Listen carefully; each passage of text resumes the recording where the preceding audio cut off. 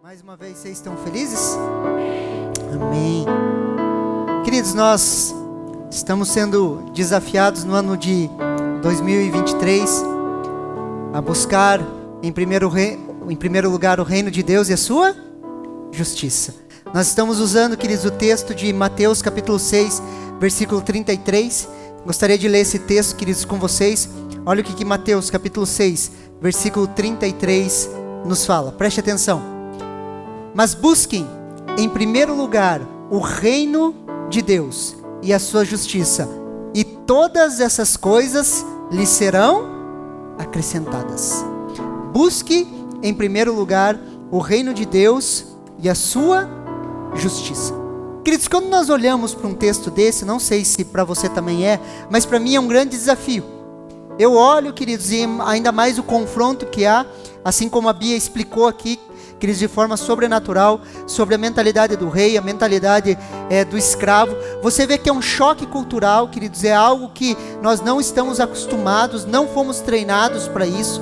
Eu e você fomos treinados, queridos, para fazer, queira ou não, eu e você fomos treinados para fazer, e sempre quando nós fazíamos as coisas bem feitas, nós éramos recompensados, e quando fazíamos as coisas mal feitas, nós éramos castigados de alguma forma, sim ou não? Se você estudasse certinho e tirasse boas notas, você recebia um parabéns. Se não, você recebia uma bronca da professora, sim ou não?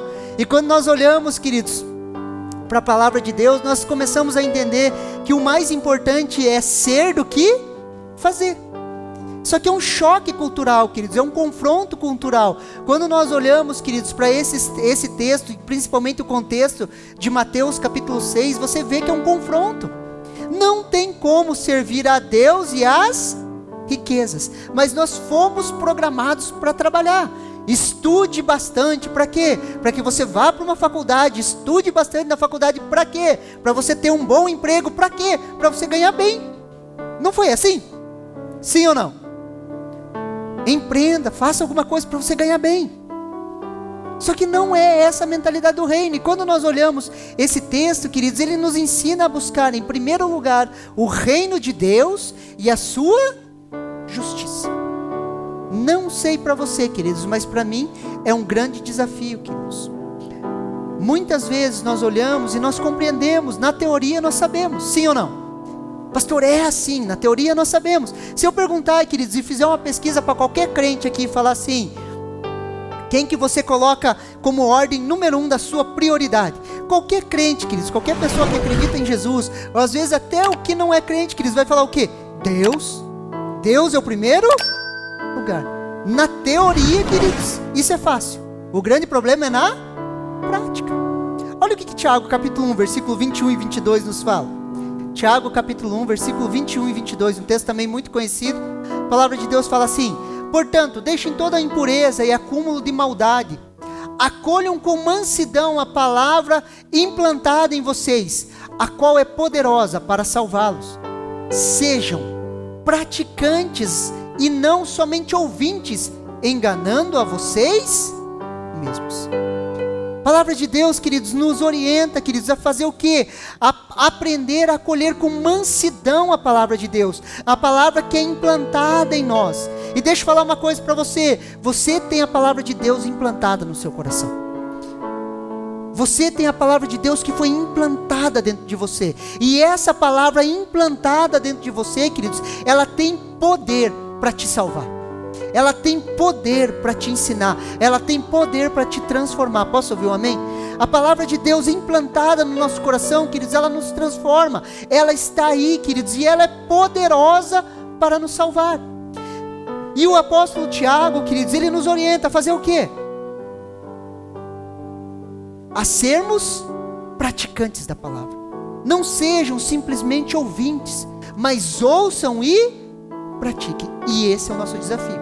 Por quê? Porque na teoria, queridos, nós compreendemos, entendemos. O grande problema é quando nós vamos praticar. É a prática, queridos. Olha o que Apocalipse, queridos, capítulo 10, versículo 10 nos fala. Apocalipse, capítulo 10, versículo 10. Uma experiência do apóstolo João. A palavra de Deus fala assim: peguei o livrinho na mão do anjo e o devorei. Na minha boca era doce como mel. Quando, porém, comi, o meu estômago ficou amargo. E é mais ou menos assim a palavra de Deus, queridos. A palavra de Deus, quando nós recebemos ela, queridos, na nossa boca, ela é doce. Doce como mel. Doce como mel. Mas na prática, queridos, muitas vezes ela se torna amarga. Amarga para quem? Para a nossa velha natureza, para o nosso homem caído, para a nossa velha natureza. Por quê? Porque a nossa velha natureza, queridos, é crucificada com a palavra de Deus. A palavra é pregada, queridos, e ela prega a nossa velha natureza na cruz. Sim ou não? Quando você ouve, queridos, a respeito de perdão, queridos, e você está magoado com alguém, queridos, o que acontece? Na sua boca é doce, você fala, nossa, é isso aí mesmo, preciso perdoar. Quando você lembra da situação, queridos, o teu velho homem é cravado na cruz assim. E você às vezes berra, ai, mas eu não fiz nada, é ele que me deve. Não é assim com você também? A palavra de Deus, ela é doce. É igual aqueles que nem semana passada eu falei, aqueles que têm acima de 40, queridos, olha assim aquela coxinha gostosa, come, saboreia, depois vira uma azia dentro da barriga, sobe aquela azia assim. A palavra de Deus, ela é doce na nossa boca, mas se torna amargo no nosso estômago, que é a prática da palavra, queridos. E esse é um desafio, sim ou não? Quando você olha para um texto desse, é um desafio para você ou só para mim? É um desafio, queridos. E quando nós olhamos, queridos, para os desafios, queridos, muitas vezes, quando olhamos para os desafios da palavra de Deus, queridos, podemos ter basicamente dois pensamentos. Eu gostaria que você prestasse muita atenção aqui. Nós podemos ter basicamente dois pensamentos. Ou avançamos, ou nos sentimos culpados. Não sei como que é a tua personalidade, como que você reage às coisas, queridos, mas muitas vezes, queridos, quando nós somos desafiados, muitos de nós avançam, queridos, e gostam do desafio, e muitos se sentem culpados. Queridos, antes de me converter, queridos, pelo contexto que eu vivia, eu era muito competitivo. Sempre pratiquei muito esporte, ia para capoeira, ia para as coisas que eu fazia, eu era extremamente competitivo. Quando eu me converti, queridos, de alguma forma, queridos, eu fui deixando de lado esse lado competitivo. E geralmente, queridos, quando eu me sinto desafiado, queridos, eu tenho vontade de deitar no sofá e falar, eu não estou afim de fazer nada, quero ficar aqui. Por quê? Porque você vai largando, queridos. E não é bom. Nós precisamos receber os desafios da palavra e falar o quê? Vamos para cima. Vamos para cima. Antes de me converter, até quando eu já estava convertido, queridos, por exemplo, quando eu dava aula de corrida, eu ia correr com meus alunos, queridos, eu levava o aluno a correr 4 km em treino. Correu 4 km, eu falava, vamos fazer uma corrida de 5. Os alunos falavam, não, professor, estou morrendo, não aguento correr de direito 4, você quer que corra 5? Eu falava, vamos que na corrida você vai entender. A gente saía, queridos, para correr, você via aqueles velhinhos na tua frente, queridos, eu pegava o poder do orgulho das pessoas, você fala, você vai perder para ele? Queridos, na força do orgulho, a pessoa ia, queridos, até o fim, sem parar. Falei, se você parar, o cara tem o dobro da tua idade e está correndo mais que você. Vamos. Você pega a pessoa na força do orgulho e ela vai, queridos. E muitas vezes, na força do orgulho, nós somos competitivos. Só que essa é a nossa velha natureza. E quando nós olhamos para os desafios da palavra de Deus, o que nós temos que falar? Em Cristo, nós vamos avançar. Não compreendo, não entendo, mas eu sei que a capacitação de Deus está sobre a minha vida.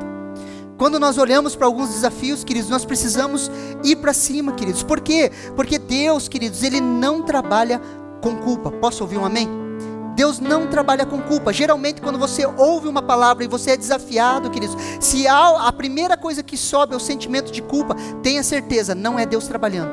Queridos, Deus não trabalha com culpa. O convencer de Deus, Ele nunca ataca a nossa identidade. Não sei você, mas sabe quando você erra em alguma coisa? Você gosta de errar? Eu não gosto, queridos. E a primeira coisa que me vem quando eu erro, eu penso assim, nossa, eu sou muito burro, cara. Não sei se para vocês acontece isso, mas é a primeira coisa que sobe. E muitas vezes a gente acha que é Deus falando com a gente. Errei, né? Deus está tratando comigo. Não, queridos. O tratar de Deus nunca ataca a sua identidade. Palavras como você é muito burro, você é incapaz, você não consegue, você não pode. Queridos, não são voz de Deus tratando o nosso caráter. Você pode ter certeza. Sabe quando você falha, às vezes, você está com um propósito, quero fazer uma devocional, quero ter uma vida com Deus, e você está lá tentando ser disciplinado, e você começa a buscar, e você não consegue, logo vem assim, aquele sentimento do quê? Eu não faço nada certo mesmo, eu não vou conseguir. Isso não é de Deus, queridos. Quando Deus está te chamando, queridos, para uma intimidade com Ele, queridos, Ele vai te trazer um sentimento de saudade, de vontade de estar com Ele. O convencer do Espírito Santo é o convencer que te leva para perto dEle. Não são palavras que atacam a sua identidade. Posso ouvir um amém? Queridos, palavras desse jeito, queridos, não vêm de Deus. Deus, Ele não trata assim com a gente. Não trata, queridos. Não trata. Deus, Ele não usa culpa, queridos. Isso não é de Deus. Olha o que 2 Coríntios, queridos, capítulo 7, do versículo 9 ao 10, nos fala. Mas agora me alegro, não porque vocês ficaram tristes, mas porque essa tristeza os levou ao arrependimento. Pois vocês foram entristecidos segundo Deus, para que da nossa parte não sofressem nenhum dano. Preste atenção, porque a tristeza, segundo Deus, ela produz arrependimento para a salvação, que a ninguém traz pesar, mas a tristeza do mundo produz morte. Queridos, Paulo tinha sido extremamente duro na sua primeira carta aos Coríntios. Ele estava repreendendo a igreja, ele estava chamando a atenção da igreja, ele estava chamando a igreja ao arrependimento, e Paulo foi extremamente duro. Ele chama a atenção, mas a repreensão de Paulo, queridos, era para o conserto. Ele estava tentando levar a igreja ao conserto. Deus estava desafiando a igreja de Corinto a uma grande mudança. E graças a Deus eles entraram no processo, queridos. E esse processo, ele não envolve culpa. O tratar e o trabalhar de Deus na minha e na sua vida, eles não envolvem culpa, queridos. Esse processo, queridos, envolve uma tristeza, mas uma tristeza segundo Deus, que nos leva e nos conduz ao arrependimento e à prática da palavra de Deus. A tristeza do mundo, queridos, ela produz morte. Eu e você entramos em um processo de realinhamento. Muitas vezes, queridos, nós vamos sentir, sim, tristeza, mas uma tristeza que produz salvação. Então se sinta desafiado a buscar em primeiro lugar o reino de Deus e a sua justiça, mas não se sinta culpado. Posso ouvir um amém? A tristeza, queridos, segundo Deus, queridos, a tristeza que nos leva, queridos, a um arrependimento e nos traz salvação, queridos, é uma tristeza que traz conserto, que nos leva para perto de Deus. Às vezes nós estamos caminhando, queridos, buscando a Deus, e muitas vezes falhamos, erramos, queridos, e não estou abrindo um pretexto, dizendo para você, erre de qualquer jeito que Deus não está nem aí. Não é isso, queridos, mas às vezes na sua sinceridade do seu coração, você está buscando sim as coisas de Deus, mas muitas vezes nós erramos, tropeçamos, caímos. O que acontece? O tratar de Deus nos traz sim uma tristeza, mas é uma tristeza que produz arrependimento e não culpa. Consegue me entender? Muitas vezes, queridos, nós queremos fazer as coisas tudo certinho, queremos ser muito certinhos, mas muitas vezes não conseguimos. Sim ou não? E muitas vezes nós fantasiamos, queridos, um relacionamento, nós fantasiamos um caminho. Às vezes nós queremos fazer, e esquecemos simplesmente de ser. E nesse realinhamento que Deus vai trazendo, queridos, Ele traz uma tristeza, mas é uma tristeza que produz arrependimento e nos leva para mais perto dEle. Nos leva para mais perto dEle. Quando nós falamos, queridos, em buscar o reino de Deus e a sua justiça em primeiro lugar, queridos, nós precisamos primeiro, queridos, entender o que não é buscar a Deus, o que não é buscar o seu reino. Muitas vezes quando falamos em buscar o reino de Deus e a sua justiça em primeiro lugar, há muitas pessoas que imaginam assim, pastor, vamos abrir um monastério então, vamos ficar todo mundo aqui dentro da igreja orando, buscando a Deus, se isolando da sociedade, não convivendo com os ímpios, se isolando das coisas ao nosso redor. Queridos, já fizeram isso. Por um tempo a igreja achou que era isso. Por um tempo, queridos, a igreja se isolou em monastérios, queridos. Pessoas achavam que o isolamento social iria santificá-los. Pessoas achavam que se isolando, queridos, elas conseguiriam focar e buscar o reino de Deus acima de todas as coisas, queridos. Martinho Lutero, ele fala uma coisa muito interessante. Ele fala assim que 10 anos de monastério, queridos, que 1 ano de casamento não santificou tanto como 10 anos de monastério. Por quê? Porque a santificação vem dos relacionamentos, queridos. E o casamento, queridos, bem feitinho, do jeito que Deus quer, queridos, vai nos tratar. Vai nos tratar. E 1 ano, queridos, de casamento, Lutero fala assim, 1 ano andando com a minha mulher, me santificou muito mais do que 10 anos de monastério. Essa mulher que tu me deste.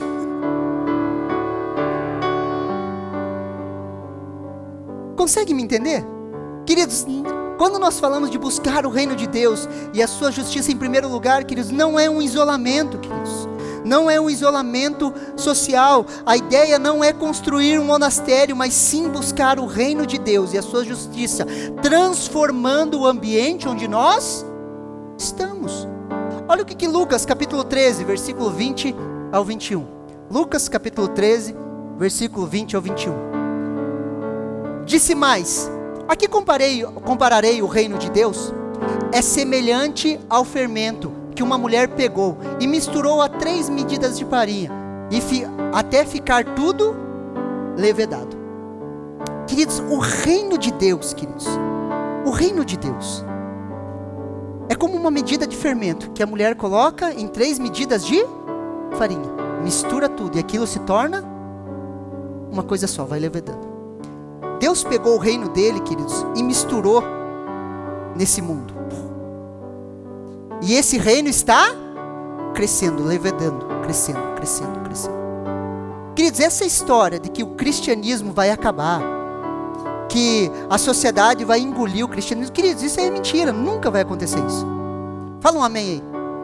Podem levantar quem for, queridos. Vamos destruir com a igreja, vamos acabar com isso, o cristianismo é ultrapassado, vai acabar. Queridos, não vai, queridos. Por quê? Porque o reino de Deus é como uma porção de fermento misturado a 3 porções de... Está tudo misturado, queridos, não tem como acabar. E quero te dizer uma grande notícia: o reino de Deus está crescendo, está levedando, está crescendo, crescendo, crescendo, crescendo, e vai continuar crescendo até Jesus voltar. E quando ele voltar, ele implanta o reino sobre a face da terra. E deixa eu te dar uma boa notícia: nunca mais o tolo será chamado de justo. Nunca mais, queridos. Um rei reinará com justiça, e os seus príncipes governarão com... Quem que são os príncipes? Eu e você, queridos. No céu nós vamos governar e vamos trabalhar muito nos céus, né? Quando a nova Jerusalém descer dos céus, haverá novos céus e nova terra. Nós governaremos com ele nesta terra restaurada. Queridos, para entender isso, queridos, nós precisamos vencer o dualismo, queridos. Precisamos vencer a ideia de clero e de povo. Nós precisamos vencer a ideia de missionário e de povo. Queridos, o dualismo, queridos, acabou com a nossa cabeça. Queridos, a ideia de que missionário é aquele que está lá na África fazendo missão, queridos, é sim um tipo de missionário. Mas quero te dizer uma coisa: aonde você está em uma missão dada por Deus. Não existe essa história de clero e de povo. Ali está o pastor, os estudados, e é eles que fazem. Nunca foi assim. A ideia de Deus é que todos nós somos sacerdotes diante da casa de Deus. Olha o que Apocalipse capítulo 1, versículos 5 ao 6 nos fala. E da parte de Jesus Cristo, que é fiel testemunha, primogênito dos mortos e príncipe dos reis da terra, aquele que nos ama. Queridos, Ele te ama. Não importa a situação que você está vivendo hoje, Ele te ama. Não importa o que você fez ou deixou de fazer, Ele te ama. Isso precisa cair no nosso coração. Aquele que nos ama e em seu sangue nos lavou dos nossos pecados e nos fez reis e sacerdotes para Deus e Pai. A Ele a glória e o poder para todos sempre. Amém. Queridos, em Cristo Jesus, queridos, nós somos reis e sacerdotes. Cada um de nós é um sacerdote na casa de Deus, queridos. E não só na casa de Deus, mas no seu reino. Cada um de nós aqui, queridos, somos sacerdotes diante de Deus. Cada um de nós, queridos, tem acesso a Deus e manifesta o reino de Deus. Quer ver como a gente não entende isso, queridos? Sabe aquela ideia assim? O homem é o sacerdote da casa. Já ouviu falar isso? Me mostre um versículo que está escrito isso. Você pode procurar, não tem. A Bíblia nunca falou que o homem era o sacerdote da casa. A Bíblia sempre falou que o homem é o cabeça da casa. Mas ser cabeça não tem a ver com ser sacerdote, queridos. Porque o sacerdócio é universal para homem e para mulher. Todos aqueles que fecharem a porta do seu quarto vão ter acesso a Deus como sacerdote, com o manto sacerdotal sobre você. Se você olha o texto de Hebreus, você vê a transformação, a ordem de Melquisedeque, onde eu e você entramos na presença de Deus, homem e mulher. Nós precisamos entender e compreender isso, queridos. Nós somos sacerdotes diante da casa de Deus. Não existe a ideia, queridos, que na igreja é uma coisa e fora da igreja é outra. Por isso que você vê o crente vindo aqui diante na igreja, levanta a mão, chora, dá glória a Deus, aleluia, da porta para fora parece que entra um capeta no cara. Ah, pastor, na igreja é uma coisa, a minha empresa é outra. Dentro da igreja é uma coisa, pastor, na minha casa é? Queridos, não existe isso. Não existe isso, queridos. Aonde nós estamos, nós manifestamos esse reino de Deus. E isso precisa ser quebrado, queridos. Se isso não ser quebrado na nossa cabeça, queridos, o que vai acontecer? Quando a gente vem para a igreja, a gente se comporta de um jeito. Quando a gente está lá fora, a gente se comporta de outro. Quando a gente vem para a igreja, a gente tem o linguajar de crente, está amarrado, glória a Deus, aleluia. Nós começamos a ter esse linguajar, esse evangeliquez, assim, começamos a falar entre nós, né? É, coisa do capeta, está amarrado. Chega lá fora, o cara um boca de valeta. Fala um monte de palavrão, não segura a língua, fala mal dos outros, dá golpe nos outros, vende coisa errada. Por quê? Por causa de um dualismo. Na igreja é santo, lá fora cada um por si. Essa ideia, queridos, precisa ser quebrada na nossa cabeça. Aonde nós estamos, queridos, nós somos reis e sacerdotes, manifestamos a vontade de Deus. Para isso, queridos, nós precisamos entender o plano. Olha o que João, capítulo 3, versículo 16 e 17 nos fala. Porque Deus amou o mundo de tal maneira que deu seu Filho unigênito para todo aquele que nele crê não pereça, mas tenha vida eterna. Porque Deus enviou o seu Filho ao mundo, não para que condenasse o mundo, mas para que o mundo fosse salvo por Ele. Queridos, Deus amou ao mundo. A palavra mundo ali, queridos, é cosmos. Deus amou ao cosmos. Deus amou toda a criação. Deus amou toda a criação. Deus amou a sociedade. Posso ouvir um amém? Fala com convicção aí para mim achar que você está acreditando. Queridos, Deus amou a sociedade, queridos. Deus amou, queridos, o cosmos, queridos. E o cosmos não é composto somente por pessoas. Deus amou toda a sua criação, queridos. Deus ama a criação. Queridos, Deus ama as empresas. Posso ouvir um amém? Pode parecer um escândalo para você, mas é uma grande verdade. Deus ama as empresas, queridos. Sabe a tua empresa que você tem, o teu restaurante, como a Edel tem, a tua empresa, aquilo que você faz, se você é profissional, autônomo, Deus ama aquele lugar. Deus ama isso, queridos. E quando nós olhamos para o cosmos, queridos, nós podemos separar em 7 grandes áreas, que são as 7 áreas de influência da sociedade, que nós chamamos, alguns colocam alguns até 9, outros 12, mas são 7 principais. Eu gostaria de mostrar para vocês. Olha ali, ó. As 7 áreas, queridos, são essas: a família, a religião, a educação, o governo, a mídia, as artes e a economia. Quando nós olhamos para a família, aponta para o lar, a religião, a igreja, a educação, a escola, o governo, a política, a mídia, as comunicações, queridos, as artes, o entretenimento, o esporte, a economia, negócios, comércio, ciência e tecnologia. Quando nós olhamos, queridos, essa é a visão, é isso que compõe a sociedade lá fora, queridos. É isso. E Deus ama essas coisas. Deus ama, queridos, a família. Deus ama a igreja. Deus ama o governo, a mídia, as artes. Elas precisam ser remidas, queridos. Olha a nossa visão, queridos, como igreja. Essa é a nossa visão. Levar as pessoas a crer no Senhor Jesus Cristo, que sejam cheias do Espírito Santo, para que vivam em um relacionamento íntimo com Ele, a tal ponto de refletirem as suas virtudes, ser como Ele e servir como Ele em todas as áreas de influência da sociedade. Essa é a nossa visão. O que nós fazemos como igreja? Levamos as pessoas a crer no Senhor Jesus. O próximo passo é serem batizadas com o Espírito Santo, empoderadas por Deus. Depois elas vão mergulhar em um relacionamento íntimo com Ele. E nesse relacionamento íntimo, queridos, elas vão refletir o ser e o servir. Aonde? Nas áreas de influência da sociedade. Se a pessoa é um profissional autônomo, queridos, aonde ela estiver, ela vai estar manifestando o reino de Deus. Aonde ela estiver, ela vai estar manifestando o reino de Deus. Aonde ela estiver, ela está manifestando aquilo que ela tem recebido de um relacionamento íntimo com Ele, queridos. E quando influenciamos as áreas da sociedade, queridos, nós começamos a governar, queridos, o cosmos, o mundo, e manifestamos o plano original de Deus. Não vamos dominar, queridos, sobre essas áreas, mas nós vamos influenciar essas áreas. Quando você olha, queridos, a educação, queridos, da onde saíram as maiores universidades dos Estados Unidos, queridos? De dentro das igrejas.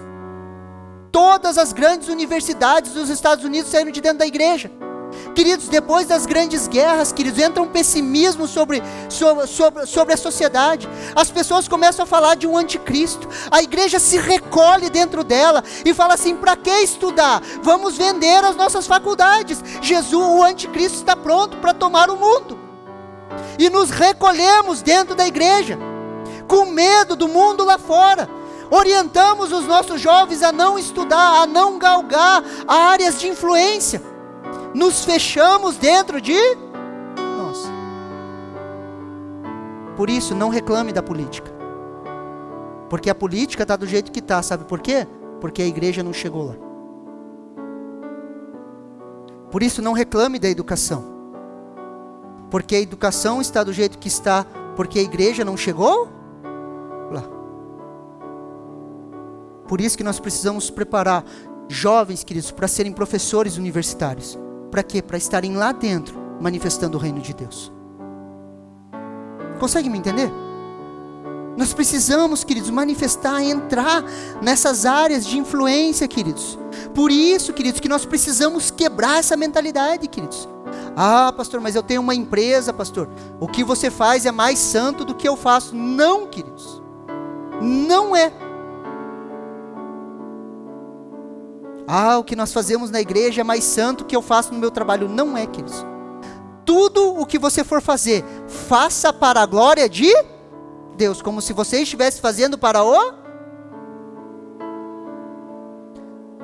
O negócio é tão grave, queridos, que eu e você não conseguimos ver que se você tirar meia hora para fazer uma caminhada, você está fazendo um culto a Deus. Para algumas pessoas, queridos, às vezes meia hora de caminhada, queridos, vale mais que meia hora de oração. Daí está lá o cara orando, orando, orando, Deus tem um projeto para ele, ele morre cedo por não cuidar do corpo e não cumprir o propósito. Consegue me entender? Sim ou não? Sim ou não? É um dualismo, é separado e não deveria ser, queridos. Quando você está fazendo negócio, comprando e vendendo, queridos, fazendo negócio, e você não está pensando em passar ninguém para trás, queridos, você só está fazendo negócio, amando a Jesus, o que você está fazendo, queridos? Você está glorificando a Deus. Sim ou não?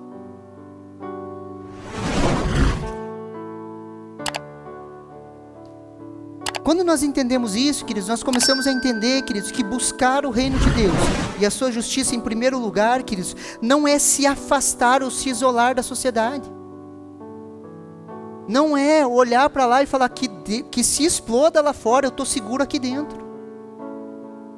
Queridos, uma vez, na faculdade de educação física, quando eu fiz, queridos, eu tive um professor de filosofia que ele ficava sarneando, queridos. Ele falava assim: quem é crente, levanta a mão aí, crente. Eu quero destruir a sua fé. E daí a sala inteira olhava para mim, né?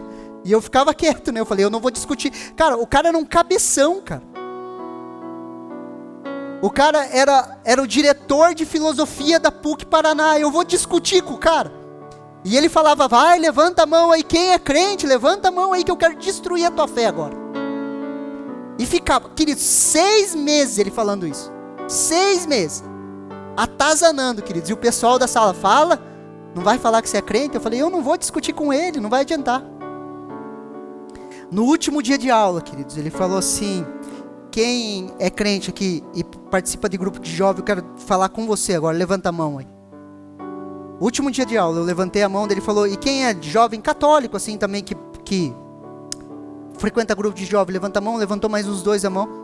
Ele olhou para nós assim, ele falou assim, por que vocês fazem o certo trancado em 4 paredes? Por que vocês ficam calados perante a sociedade? A minha provocação aqui é para que vocês falassem aquilo que vocês fazem dentro de 4 paredes e influenciassem a turma, porque é o certo que vocês fazem. Só que vocês têm medo.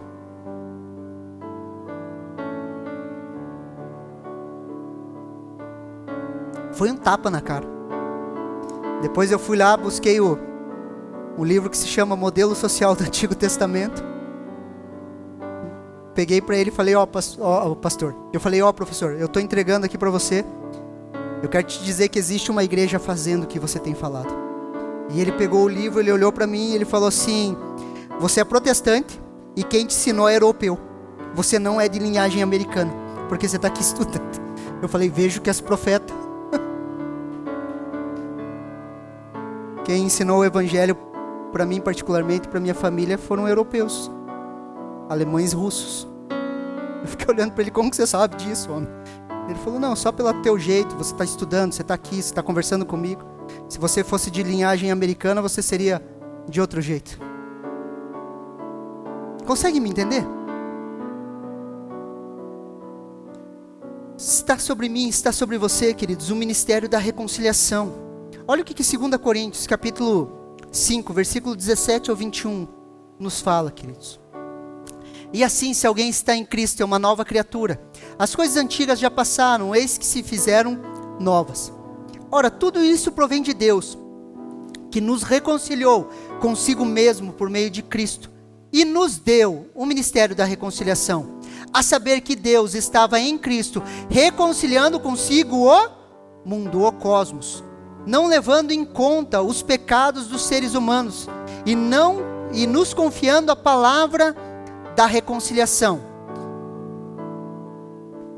Portanto, somos embaixadores em nome de Cristo, como se Deus exortasse por meio de nós, em nome de Cristo, pois pedimos que vocês se reconciliem com Deus.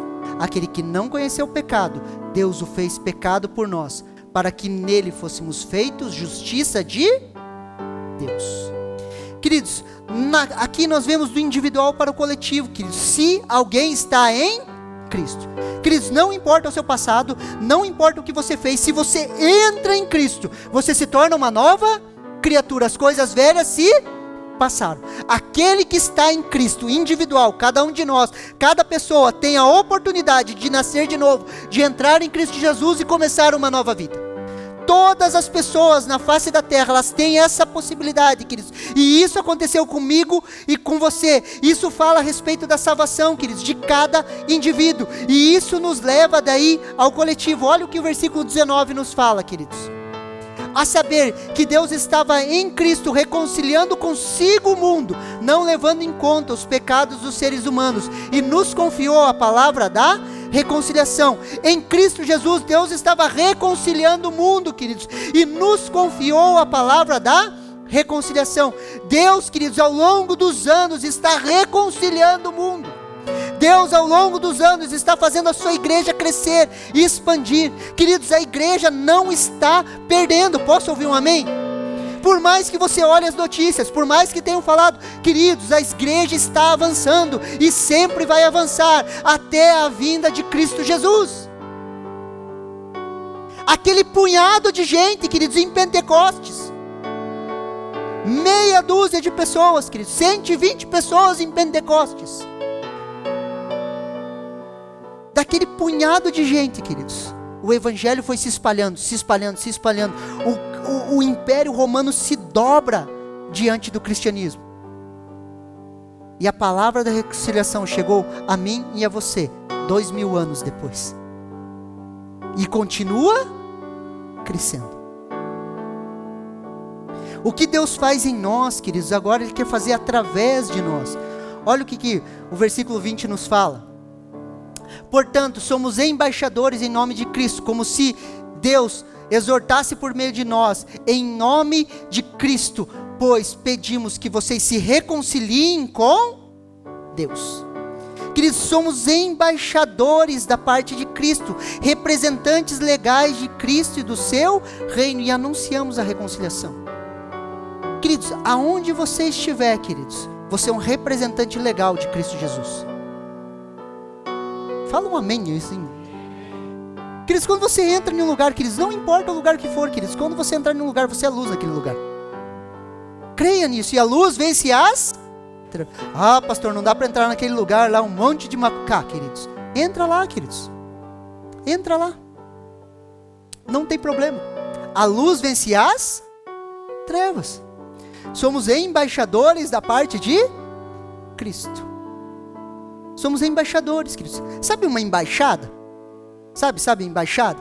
Se você for na embaixada americana, queridos, e você entrar na embaixada americana, o que acontece? Lá dentro daquele território, queridos, mesmo que seja no Brasil, dentro daquele território, o que acontece ali? As leis americanas valem naquele território, sim ou não? Agora eu e você somos embaixadores de Cristo. Quando você se aproxima de um lugar, queridos, o reino de Deus, as leis do reino se aproximam através de você. Você é um representante legal do reino. Por isso, se manifestar um demônio, queridos, não liga para o pastor, queridos.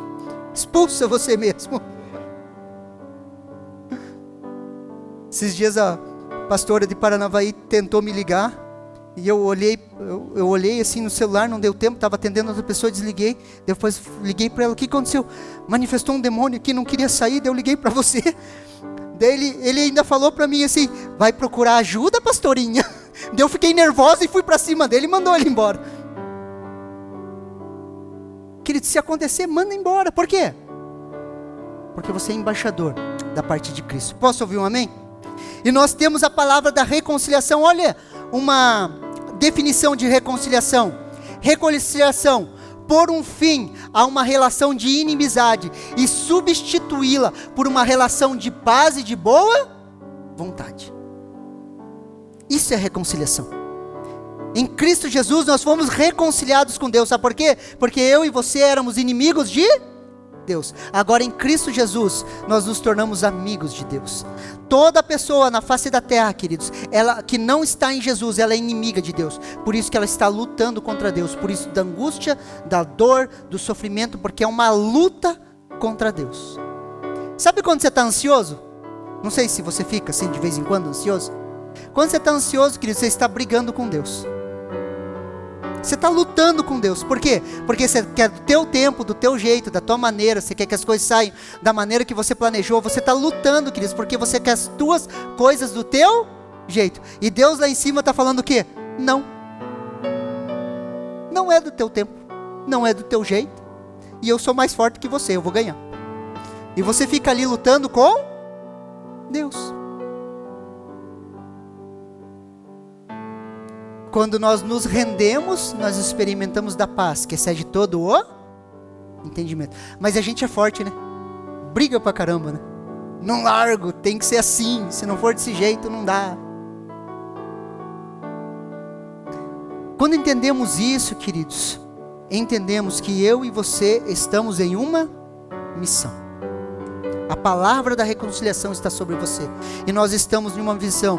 Se Deus tem te feito um empresário, queridos, entenda, sua empresa faz parte da missão. Se Deus tem te feito um professor, entenda, sua profissão faz parte da missão. Focamos naquilo que Deus tem nos dado. Queridos, não importa onde você estiver, o que Deus tem te colocado nas suas mãos, queridos, faz parte da sua missão. Se você tem uma empresa, queridos, se você é um empresário, Deus te colocou uma empresa, essa empresa faz parte da missão. Se Deus te colocou um trabalho, esse trabalho faz parte da sua missão. Olha o que 2 Timóteo, queridos, capítulo 2, versículo 4 nos fala. Nenhum soldado em serviço se envolve nos negócios dessa vida, porque o seu objetivo é agradar aquele que o recrutou. O que Paulo está dizendo aqui, queridos, que eu e você fomos chamados como se fôssemos para o serviço militar, queridos. E eu e você estamos em uma guerra e precisamos permanecer focados. Nós estamos em uma guerra, fomos recrutados por Cristo Jesus. A palavra da reconciliação está sobre nós e nós precisamos nos manter focados. Focados naquilo que Deus tem nos dado, aquilo que Deus tem nos chamados a fazer. E isso é buscar o reino de Deus e a sua justiça em primeiro lugar. Mantermos focado, queridos. Onde eu estou manifestando o reino de Deus. O que santifica, queridos, um ambiente, queridos, não é um altar, queridos. O que santifica o ambiente, queridos, é a presença de Deus. E deixa eu te dizer uma coisa, aonde você está, a presença de Deus está. Você carrega nos seus ombros a presença de Deus. Aonde você está, a presença de Deus se manifesta e santifica aquele lugar. Deus te coloca em lugares chaves na sociedade para quê? Para que a presença dele se manifeste naqueles locais. Queridos, quando olhamos para as artes, para os esportes, para o entretenimento, nós precisamos manifestar o reino de Deus.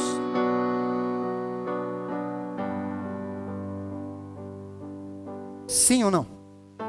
E aonde nós estamos manifestando o reino de Deus. Então, quando você entra no seu ambiente de trabalho, queridos, aonde você entra naquele lugar, queridos, pode ter um monte de gente que não acredita em Jesus, mas se você entra, a presença de Deus se manifesta. A luz vence e você está santificando aquele lugar. E Deus é um estrategista. Ele coloca cada peça no seu lugar. Cada peça no seu lugar. Somos portadores dessa presença, queridos. Olha o que Lucas, capítulo 17, versículo do 20 ao 21 nos fala. Interrogado pelos fariseus sobre quando havia de vir o reino de Deus, respondeu-lhe e disse: o reino de Deus não vem com aparência exterior, nem dirão ei-lo aqui ou ei-lo ali, porque eis que o reino de Deus está entre vocês. Queridos, o reino de Deus está entre nós. Quando nos movimentamos, queridos, o reino de Deus se movimenta. Precisamos entender, queridos, e nos mover dessa forma. Aonde cada crente está, queridos, entende isso, queridos. Ele se movimenta e o reino de Deus vai se movimentando. Quando nós entendemos isso, queridos, nós saímos daqui para segunda-feira fazer o quê? Manifestar o reino de Deus. Com paz, justiça e alegria no Espírito Santo. Manifestamos o reino de Deus onde estamos, queridos. Cumprimos o propósito. Vivemos para Deus. Quando entendemos isso, queridos, nós começamos a ser desafiados, aonde nós estivermos, buscarmos em primeiro lugar o reino de Deus e a sua justiça. Então, aonde você estiver, se isso penetra em você, aonde você estiver, aonde Deus te plantou, você vai entrar lá e vai ficar pensando: como eu manifesto o reino de Deus? Deus me usa nesse lugar. Porque nós esperamos, queridos, muitas vezes as manifestações de Deus dentro da igreja. Deixa eu te dizer uma coisa: os dons e as manifestações de Deus não são só para dentro da igreja por um culto. Queridos, nós podemos vir aqui orar, pessoas caindo no chão, palavras de conhecimento, sabedoria rolarem à vontade dentro da igreja. Tem que acontecer aqui, mas tem que acontecer lá fora. Uma vez eu estava na academia, queridos, e eu estava fazendo uma ficha de treino, assim, encostado no balcão da academia, pensando em outras coisas, pensando nos alunos lá, fazendo uma ficha de treino. Tinha uma professora e uma aluna conversando a respeito de um rapaz, um aluno da academia. E eles elas falando. Falei, não, ele se comporta assim por causa disso.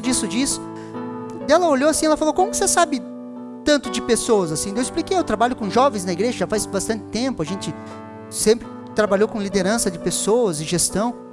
Ela falou, e de mim, o que você fala? Eu fiquei olhando para ela assim, baixei a cabeça, continuei escrevendo. Ela falou assim, de mim, o que você fala? Eu só pensei assim, Espírito Santo, me dá uma palavra para essa menina. Ela falou assim, e de mim, o que você fala? Eu falei, você colocou o teu coração em pessoas e você se frustrou. Por isso que você está machucada, você ri, mas você não é alegre. Ela olhou para mim assim, começou a chorar, e correu para o banheiro da academia. Professora, ela voltou, ela olhou para mim de novo, para! E voltou a chorar. Eu falei, eu não falei nada. Ela voltou, ficou chorando assim. Eu falei assim, Deus quer tocar o seu coração. Não demorou muito tempo, ela estava na igreja comigo. A Kelly conheceu ela. Estava na igreja, ficava vendo meu casamento, tudo, foi para a igreja. Por quê? Porque o reino de Deus se manifesta onde nós estamos. As palavras, queridos, não são para dentro da igreja. Agora imagine, queridos, se nós entendermos isso, queridos, e começarmos a gerir os nossos negócios com o falar de Deus. Se a gente entender isso, queridos, e preparar, por exemplo, que nem eu já tenho falado, preparar alguém das igrejas, queridos, para ser vereador ali em Palmeira, para representar a colônia, mas ser um homem e uma mulher de Deus que ouça o falar de Deus para manifestar o reino de Deus naquele lugar. E nós vamos fazer, posso ouvir um amém? Nós vamos levantar alguém, queridos. Você consegue me entender? Levantar pessoas, queridos, para começar a serem encaixadas nas áreas de influência da sociedade. Nós precisamos de pessoas que influenciem nas mídias sociais, queridos. Nós precisamos de pessoas que influenciem em várias áreas. Nós precisamos olhar para os nossos jovens e falar assim para eles assim, ó, vocês podem ser luz aonde vocês estão. E muitas vezes nós queremos podar, queridos. E nós deveríamos falar assim, vão, avance, mas lembrem, Jesus é o seu Senhor. Consegue me entender? Isso é buscar o reino de Deus em primeiro lugar. E a sua justiça. É um desafio, não? Mas nós vamos vencer esse desafio. E nós vamos entender um pouquinho mais sobre o reino de Deus e justiça de Deus. Amém? Você recebe essa palavra no seu coração? Vamos nos colocar de pé, queridos.